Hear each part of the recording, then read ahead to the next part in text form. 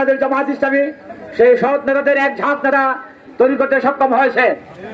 আওয়ামী লীগ গত 15 বছরে আমাদের জাতীয় নেতৃবৃন্দকে 11 জন নেতাকে নির্মমভাবে তারা মিথ্যা অপবাদ দিয়ে কাউকে ফাঁসি দিয়ে শহীদ করেছেন, কাউকে জেলখানায় হত্যা করেছেন।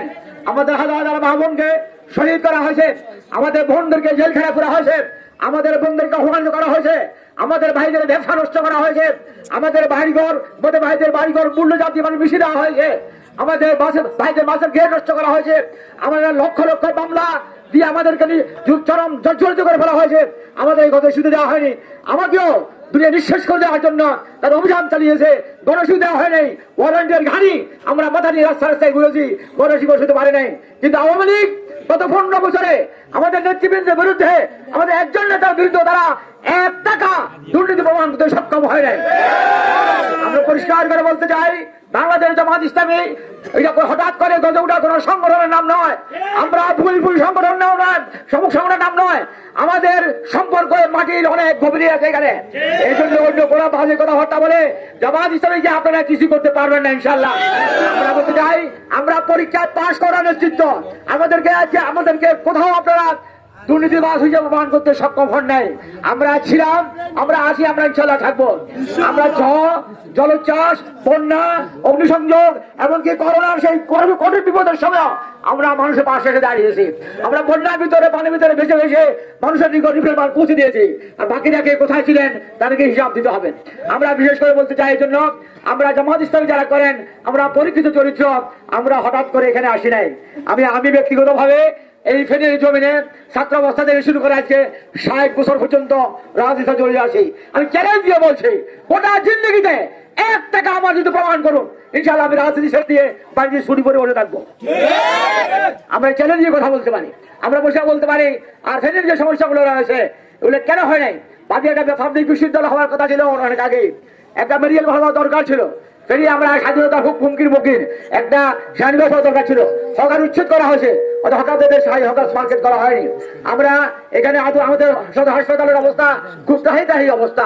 এরকম আমাদের ফেরি আমাদের বালাল ফল, গুদামগড় আর এগুলো মৃত্যু ভাত। এখানে আপনাদের নদী ভাঙ্গন, এগুলো একটা স্থায়ী সমস্যা। আমরা এই নদী ভাঙ্গন রোধে স্থায়ী ব্যবস্থা আমরা গ্রহণ করবো ইনশাআল্লাহ। আমরা বলছি, আমরা আমাদের শুধু কৃষক নয়, আমরা সব মানুষকে বিনা সুদে ঋণ দেবো ইনশাআল্লাহ। কিস্তিতে কোনো টাকা দিতে হবে না। ফেরি যে বিশ্ববিদ্যালয়ের কথা বললাম, মেডিকেল কলেজের কথা বললাম, এগুলো হলো না কেন? আমরা দুইবার এখানে প্রধানমন্ত্রী পেলাম, কয়বার পেয়েছি আমরা? প্রধানমন্ত্রী পেয়েছি। আরেকজন প্রধানমন্ত্রী ফলগঞ্জকে সাগরকে যদি এরকম ব্যস্ততা বানাতে পারে, আমার প্রধানমন্ত্রী পাওয়ার পরে ফেনীতে সামান্য জিনিসগুলো কেন হলো না? তখনকার এটা কার ব্যর্থতার কারণে, তখনকার নেতৃত্ব কেন ব্যর্থতা পরিচয় দিয়েছেন, তার জবাব দিতে হবে না? না হবে না?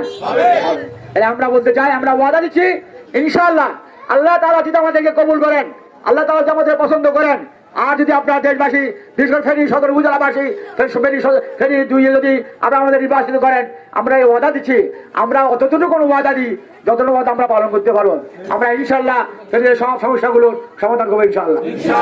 আর জাতীয় হবে আমরা পরিষ্কার ঘোষণা করছি, যেমন আল্লাহ তাআলা যদি আমাদের পছন্দ করেন, কবুল করেন, যদি বাংলা জামাত ইসলামী সরকার গঠন করে, তার প্রত্যেকটা নাগরিকের 6টা মৌলিক অধিকারের শতভাগ নিশ্চয়তা দেওয়া হবে। 1 নম্বরে মানুষের ক্ষুধা নিবারণের জন্য দুমুঠো খাবার, ইজ্জত ঢাকার জন্য 1 টুকরো কাপড়, মাথা গুজার জন্য একটা ঘর, অসুখ হলে ওষুধের ব্যবস্থা, ছেলে মেয়ের লেখাপড়ার ব্যবস্থা, দান মালের নিরাপত্তা, বিশেষ করে মা বোনদের মান সম্মান নিরাপত্তা, এই 6টি মৌলিক অধিকারের শতভাগ গ্যারান্টি দেওয়া হবে ইনশাআল্লাহ। আমরা আল্লাহ তাআলা সরকার করার সুযোগ দিয়ে জামাত ইসলামীকে আমরা এগুলো সব বাস্তবায়ন করবো। আপনার কি আমাদের কথাগুলো বিশ্বাস হয়? কাদের বিশ্বাস হয় ভাই? আল্লাহর আইন চাই, সৎ লোকের শাসন চাই। আমরা আপনাদের কাছে এই কথা আবেদন রাখছি, আসুন ভাই সব আমরা 54 বছর অনেককে দেখেছেন, অনেক মার্কা দেখেছেন, নৌকা মার্কা দেখেছেন, লাঙ্গল মার্কা দেখেছেন, ধানের শীত দেখেছেন, সবাই ঠাকুর বুঝছে, সব ঠাকুর দেখছেন। আমাদের কথা একবারও দেখেন না, দেখছেন তো একবার চান না? আমার কথা যা কথা করলাম তো প্রমাণ করলাম, সত্য আসি আর সামনে আর ক্ষমতা দিয়ে একটা পরীক্ষা চান না, দায়িত্ব দিই। আমরা যদি পালন করতাম না পারি লাচে দিয়ে দিয়ে কি কথা ঠিক আছে কিনা? ইনশাআল্লাহ আমরা কি আপনাদের থেকে একবার সহযোগিতা পেতে পারি? আমাদের কি সহযোগিতা করবেন?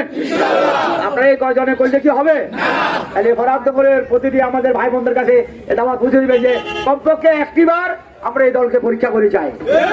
আল্লাহ তাআলা আমার সাথে যারা অংশগ্রহণ করেছেন, অনেক পরিশ্রম যারা করেছেন সেই দুপুর 3টা থেকে, আপনাদেরকে অনেক অনেক ধন্যবাদ, মোবারকবাদ যারা অংশগ্রহণ করেছেন।